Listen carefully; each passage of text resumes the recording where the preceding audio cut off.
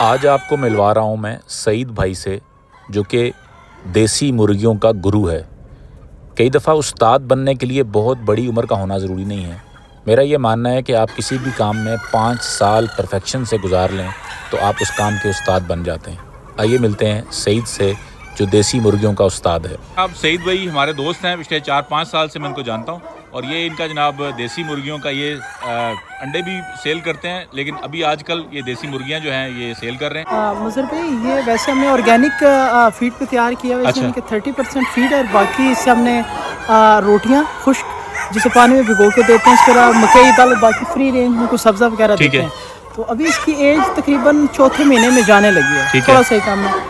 और उसके अलावा इसका रेट हम दे रहे हैं 1100 रुपये केजी। अगर होम डिलीवरी किसी को चाहिए वो भी मिल जाएगी। और मेरे नंबर पे भी रब्ता कर सकते हैं जी, ठीक है। 0335 85 72 761। ठीक है। और रावलपिंडी से आप डिलीवर कर देंगे सारी जगहों पे? ये अभी ये जो हमारा स्पॉट है वो अडयाला रोड पे गोरखपुर वाली साइड जबर गाँव में मेरा फार्म है। जो मौके पे आके लेना चाहे तब भी, और अगर डिलीवरी बोलेंगे तो पिंडी में डिलीवरी भी हम। जब आप सईद भाई से मुर्गियाँ लेने जाएं तो शेरू को ईजी नहीं लेना।